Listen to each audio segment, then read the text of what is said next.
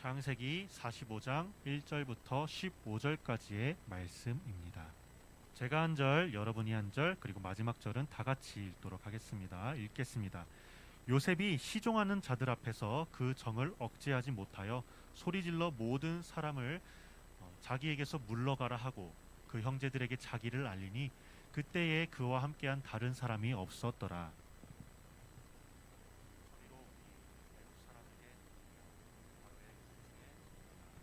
요셉이 그 형들에게 이르되 나는 요셉이라 내 아버지께서 아직 살아계시니까 형들이 그 앞에서 놀라서 대답하지 못하더라. 요셉이 형들에게 이르되 내게로 가까이 오소서. 그들이 가까이 그들의 아우 요셉이 당신들이 애굽에 판자라. 당신들이 나를 이곳에 팔았다고 해서 근심하지 마소서. 한탄하지 마소서. 하나님이 생명을 구원하시려고 나를 당신들보다 먼저 보내셨나이다. 9년 동안 흉년이 들었으나 아직 5년은 밭가리도 못하고 추수도 못할지라. 하나님이 큰 구원으로 당신들의 생명을 보존하고 당신들의 후손을 세상에 두시려고 나를 당신들보다 먼저 보내셨나니 나는 이리로 보낸 이는 당신들이 아니요 하나님이시라. 하나님이 나를 바로에게 아버지로 삼으시고 그 온 집의 주로 삼으시며 애굽 온 땅의 통치라고 삼으셨나이다. 당신들은 속히 아버지께로 올라가서 아뢰기를 아버지의 아들 요셉의 말에 하나님이 나를 애굽 전국의 주로 세우셨으니 지체 말고 내게로 내려오사.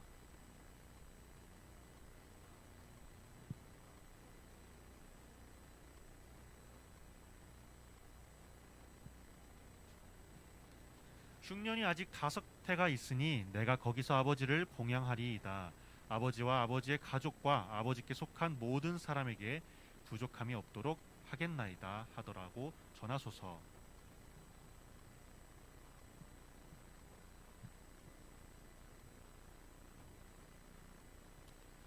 당신들은 내가 애굽에서 누리는 영화와 당신들이 본 것을 다 내 아버지께 아뢰고 속히 모시고 내려오소서 하며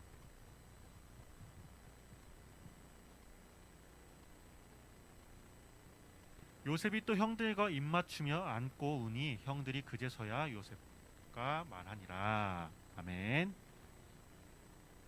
다 같이 읽었어야 되는데 안 그랬네요.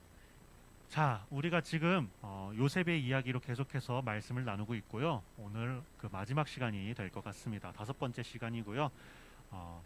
우리가 지난 시간까지 나누었던 요셉 이야기를 한번 훑어볼게요. 그 지난 시간에 어디까지 했었냐 하면은 요셉이 바로 왕이 꾸었던 그 알 수 없는 꿈, 이해하기 힘든 꿈을 해석하면서 앞으로 그 온 애굽 땅에 7년 동안의 어마어마한 풍년과 7년 동안의 어마어마한 흉년이 있을 것이라는 사실을 일러 주었습니다. 그리고 정말 요셉이 말한 그대로 애굽과 주변 온 땅에 풍년과 흉년이 이제 번갈아 가면서 찾아오게 되는 거예요. 먼저 올 것이 풍년이었습니다. 그 풍년의 기간 동안 애굽 땅에 있는 사람들, 그 주위에 있는 모든 사람들이 넘치도록 풍요한 삶을 살게 되었어요.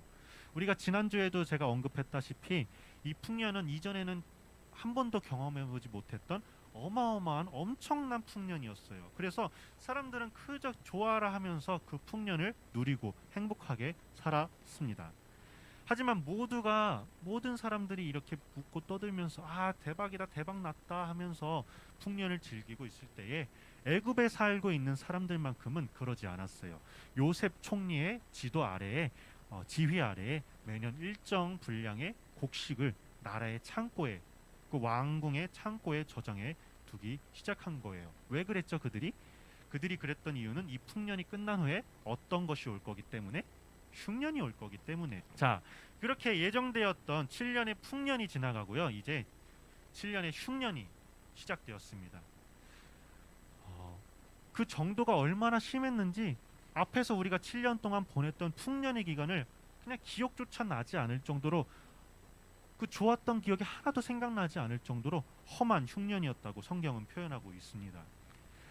흉년으로 인해 고통받기는 애굽 땅 밖에 있는 사람들도 마찬가지였어요. 주변의 나라들은 미처 이 흉년에 대비하지 못하기 때문에 큰 어려움을 겪고 있었죠. 근데 이 애굽 땅에는 곡식이 많다는 사실이 이 주변 나라들에까지 알려지게 된 것이었어요. 소식이 전해지게 됩니다.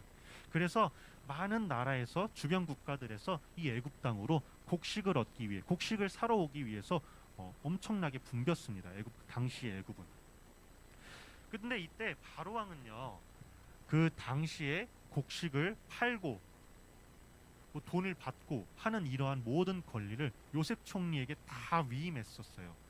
한마디로 말해서 그 당시 그 흉년이 있을 당시에는 애굽이 애굽의 요셉이 갑이었다는 거예요. 요셉이 모든 행정을 주관하면서 사람들에게 곡식을 팔고 있었던 것입니다. 그리고 여기서 우리가 한 몇 주 동안 잊고 지냈던 그 요셉의 형들과 아버지가 다시 등장하게 됩니다. 야곱의 가족들, 야곱과 그의 모든 형들, 그 요셉의 형들도 예상치 못한 흉년으로 인해서 힘든 시기를 보내고 있었어요. 아버지 야곱이 이제 형들한테 이렇게 말을 합니다. 얘들아, 지금 이 흉년이 너무나도 힘들구나. 너무나도 험한 흉년이구나. 내가 듣자하니 저 애굽 땅에 지금 곡식을 팔고 있다고 하더구나. 그러니까 너희들도 이렇게 가만히 있지 말고 다 떠나서 저 애굽 땅에서 곡식 좀 사오도록 하여라. 아, 너무 힘들구나. 이렇게 해가지고 아버지 야곱이 형들에게 심부름을 시킵니다. 이제. 그리고 이제 형들이 애굽 땅으로 곡식을 사기 위해서 내려오게 되는 거예요. 42장 6절 말씀 같이 보겠습니다. 제가 읽어드릴게요. 때에 요셉이 나라의 총리로서 그 땅 모든 백성에게 곡식을 팔더니 요셉의 형들이 와서 그 앞에서 땅에 엎드려 절하매. 그 다음 말씀이요. 요셉이 보고 형들인 줄을 아나 모르는 채 하고 요셉은 그의 형들을 알아보았으나 그들은 요셉을 알아보지 못하더라 라고 하고 있습니다. 자, 아무리 오랜 시간이 지났다고는 하지만 형들이 그 자기들 앞에 있는 사람이 곡식을 사러 왔는데 자기들 앞에 있는 사람이 요셉인 걸 알아보지 못한 거예요. 아, 어떻게 그래요? 아무리 그래도 13년 몇 년간의 시간이 지냈다고 할지도 몰아보냐 이렇게 생각할 수 있는데 그럴 만한 이유가 있는 것 같아요. 사실 본인들이 자기들이 먼 오래전 날에 그 요셉을 애굽에 팔기는 했지만 그래 봐야 요셉이 살았는지 죽었는지 뭐 알 수도 없는 노릇이고 살아 있다고 해도 지금 자기들이 이렇게 곡식을 사러 온 마당에 그 앞에 있는 그 갑인 사람이 요셉일 것이라고는 생각도 하지 못했을 것이라는 거죠. 정말 예상치 못한 일이었다는 거죠. 그리고 이 사람이 애굽에서 이제 그 오랜 기간을 살면서 그 당시 요셉의 형들은 수염을 기르는 그 풍습이 있었는데 애굽 땅에서는 수염을 다 자르고 민자로 그리고 애굽의 옷을 입고 있었기 때문에 이 사람이 전혀 요셉일 것이라고 생각하지 못했다는 것이죠. 그래서 이 형들이 요셉을 알아보지 못하고 요셉만 이 형들을 알아봤지만 모른 척을 했다는 것입니다. 모른 척을 한 이유는 뒤에 가서 알려줄게요. 자, 근데 여기서 우리가 기억해야 될 거 있어요. 우리가 6절 말씀 다시 한번 볼까요? 자, 여기 보면요. 요셉의 형들이 와서 그 앞에서 땅에 엎드려 절하매라는 말씀이 있습니다. 오래전에 요셉에 대한 말씀을 처음 나눌 때에 요셉이 꾸었던 꿈에 대해서 언급을 했었어요. 그 꿈이 혹시 어떤 내용이었는지 기억을 하시나요? 어떤 내용이냐면은 요셉의 곡식단과 형들의 곡식단이 있었는데 형들의 곡식단이 요셉이 묶은 곡식단에 절을 하는 거였어요. 맞아, 절을 하는 거였어요. 그리고 나서 이 꿈을 꾼 뒤에 또 꿈을 꾸었는데 이번에는 어떤 꿈을 꾸었냐? 해와 달과 하늘에 11개의 별이 있는데 그것이 자기들에게 절을 하는 거예요. 아, 이 꿈을 꾸었을 때 이제 형들이 너 지금 우리들이 너에게 절을 하게 될 것이라고 말을 하는 거냐? 라고 말을 하면서 엄청 핀잔을 주고 비비 꼬았었죠.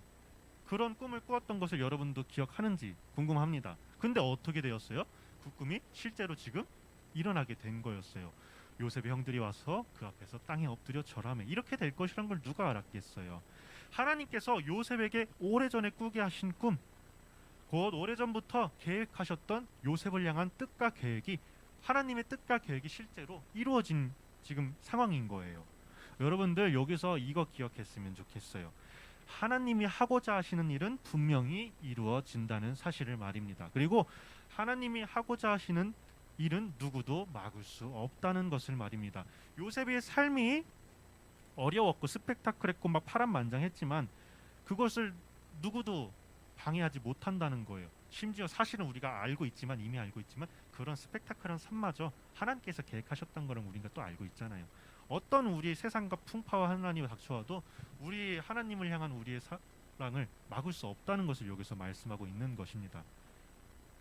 그리고 하나님이 세우고자 한 사람, 지금 말했던 것처럼 어떤 어려운 삶을 산다 할지라도 결국에는 그를 일으키십니다. 하나님의 사람은 결국에는 일어난다는 거예요. 요셉이 바로 그런 사람이었습니다. 근데 여러분 이거 기억을 했으면 좋겠어요. 하나님께서는 요셉에게만 이런 꿈을 주신 게 아니라는 거예요. 요셉에게만 이런 뜻과 계획을 갖고 계셨던 것이 아니라는 거예요. 하나님께서는 지금 이 자리에서 예배하고 있는, 그리고 함께 우리 하나님의 지체로서 살아가고 있는 모든 우리 친구들에게도 똑같은 뜻과 계획을 품고 계시다는 거예요. 세세한 계획은 물론 다르겠죠. 하나님이 한 사람 한 사람을 향한 계획은 다르시지만 분명히 여러분들을 사랑하시고 여러분들을 향한 뜻과 계획을 갖고 계신다는 말입니다.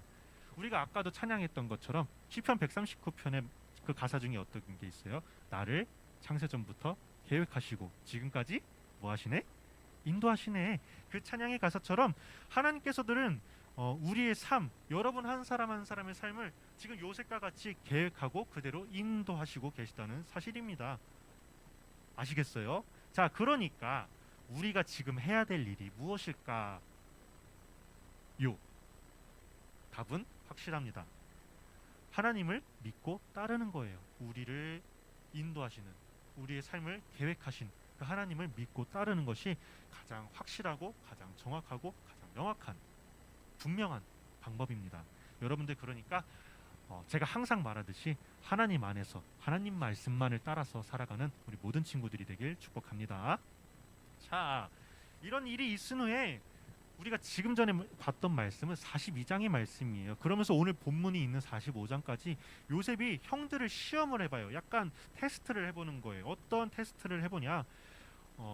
형들이 지금 오늘 어떤 마음을 갖고 있을지, 자기에 대해서 어떤 마음을 갖고 있을지, 지금 자기들끼리는 잘 살고 있는지 이런 거를 테스트를 해보는 거예요. 그래서 꽤나 긴 과정 동안 이 이야기가 나와요. 오늘은 오늘 말씀 나누는 데 있어서는 그 내용이 크게 중요하지 않기 때문에 제가 넘어가려고 하는데 꽤나 긴 밀당을 하는 거예요. 알면서도 모른 척하면서 형들을 어떻게 하나 보고 간 보고 약간 각을 잰 거였죠.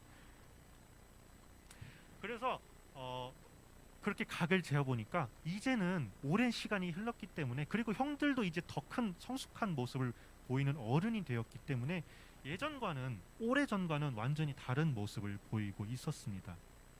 예전처럼 자기들만의 이익을 챙기지도 않았고 서로 시기하거나 미워하거나 질투하지도 않았고 이제는 되려 서로를 위하는 마음이 극심한 거예요.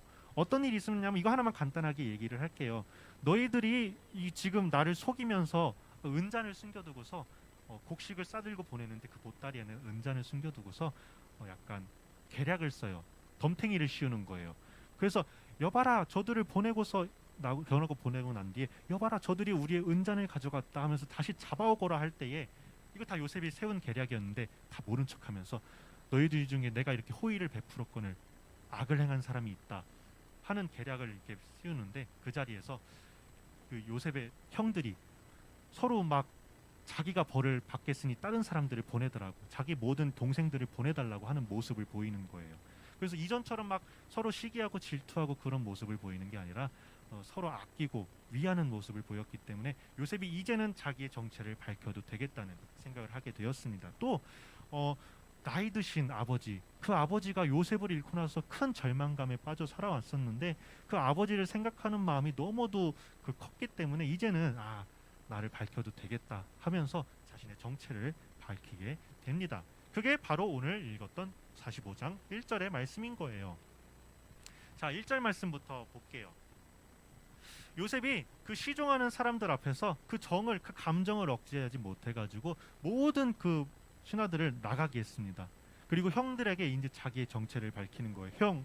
형들 저예요. 울면서 요셉이 엄청나게 큰 소리로 울었나 봅니다. 정말 그 감정이 너무나도 격해가지고, 그래서 그 온 궁에 그 소리가 다 퍼졌을 정도라고 하고 있습니다. 요셉이 묻습니다. 형들, 아버지 살아 계세요? 아버지 살아 계시냐고요? 그랬더니 형들이 어떻게 대답을 했겠어요?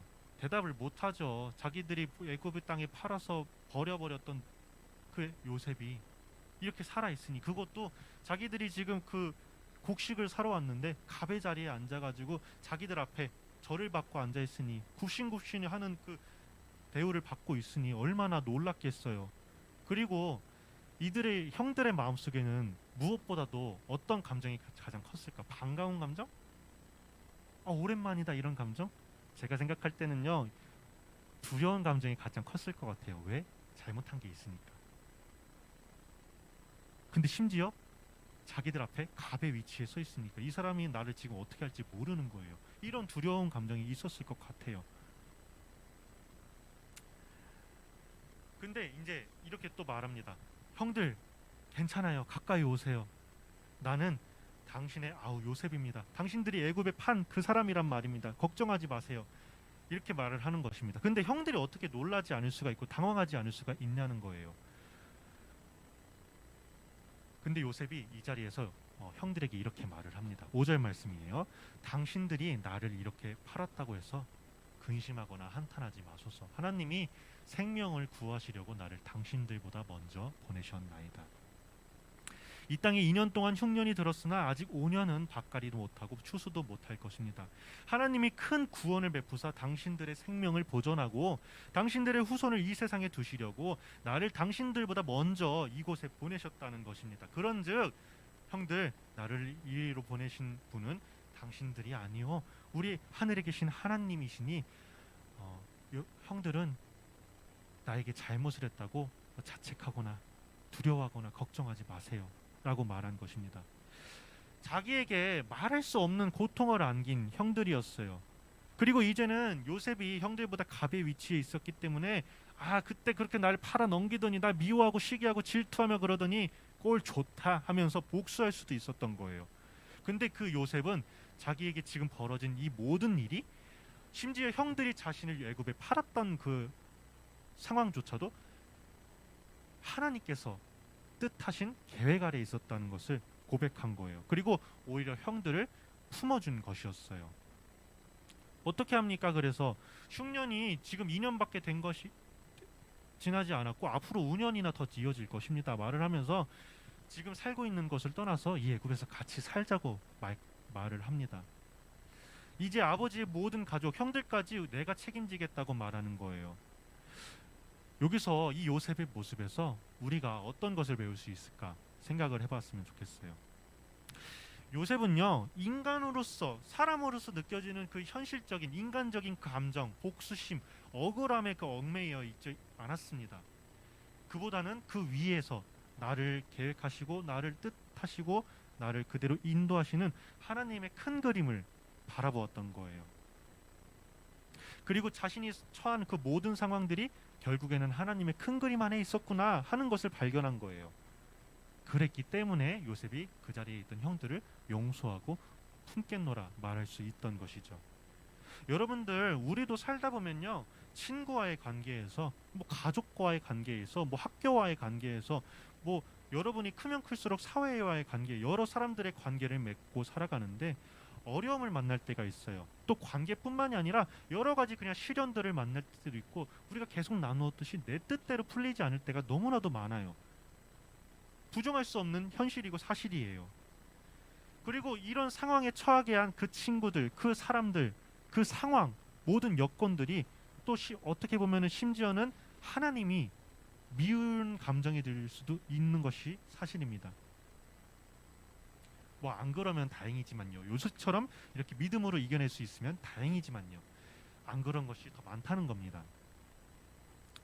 근데 지금 우리가 계속해서 요셉의 말씀을 나누고 있는 것처럼 이 이야기를 들은 우리들은 이제는 한 단계 더 발전한 성숙한 신앙의 모습을 보이길 바랍니다. 우리를 사랑하시는, 우리의 삶을 계획하시고 인도하시는 하나님의 관점으로 우리에게 닥친, 우리가 처한 이런 상황을 바라보라는 것입니다. 하나님이 나를 통해서 어떤 삶을 만들어 가시려고 이러는 것일까? 나를 어떤 모습으로 만들어 가시려고 이러는 것일까? 내가 이 일을 헤쳐나감으로써 어떤 깨달음과 어떤 완전한 모습을 보일 수 있을까를 바라보라는 거예요. 그래서 여러분들 그러한 위기를 기회로 삼아서 성장하는 모습을 보여야 된다는 거예요. 위기에 처해서 넘어지면은 손해지만 위기마저도 우리가 기회로 삼아서 일어나면은 얼마나 이득이에요? 넘어뜨릴래야 넘어뜨릴 수 없는 사람이 되자는 것이죠. 그래서 우리가 하나님을 향한 믿음과 그 신뢰함으로 기대로 문제를 바라보면요, 우리에게 주어진 문제들도 거뜬히 이겨나갈 수 있다는 게 우리가 계속 5주간 동안 요셉의 삶을 나누면서 나눈 메시지였잖아요. 우리도 이런 삶을 살아가길 바란다는 거예요. 또 이런 마음으로 나에게 어려움을 주는 사람들, 또 나에게 어려움을 주는 상황들, 여건들, 이런 것들을 위해서 기도를 해봅시다. 이런 어떻게 보면 신박할 수도 있어요. 새로울 수도 있어요. 내가 그 사람을 위해서 기도를 해야 된다고? 뭐 여러분들이 상황을 위해서는 기도를 많이 해봤겠지만 사람을 위해서는 해본 적이 없지 않을까 생각을 해봅니다. 근데 이런 말이 있잖아요. 여러분들 들어봤을 거예요. 죄는 미워하되 사람은 미워하지 말라고. 또 누가 잘못했느냐보다는 무엇이 잘못되었는지를 생각해보라는 말이 있듯이 우리가 죄를 짓고 또 어려움을 만들어내고 트러블을 만들어내는 것은 우리가 연약한 탓에, 우리가 영혼이 막 나약한 탓에 사단의 게임에 넘어가서 그럴 때가 많다는 거예요. 스스로 부족한 탓에 그럴 때가 많다는 거예요. 그러면요, 사람의 그 부족함과 연약함이 나쁜 게 아니라 사탄의 게임이 나쁜 것이라는 것이죠. 하나님의 마음은요, 나만 잘 되는 것보다 우리 모두가 잘 되길 바라는 것이 하나님의 마음입니다. 그래서 궁극적으로는 모두가 잘 돼서 하나님 나라에 잘 들어가는 것이 하나님의 뜻이에요. 그러니까 우리가 뭐 나만 잘 되기 위해서, 나만 이 어려움을 헤쳐나가기 위해서, 나만을 위해서 기도하기보다는 옆 사람을 위해서, 또 모두가 겪은 공동의 어려움을 위해서도 기도하면서 나아가는 우리가 되길 바랍니다.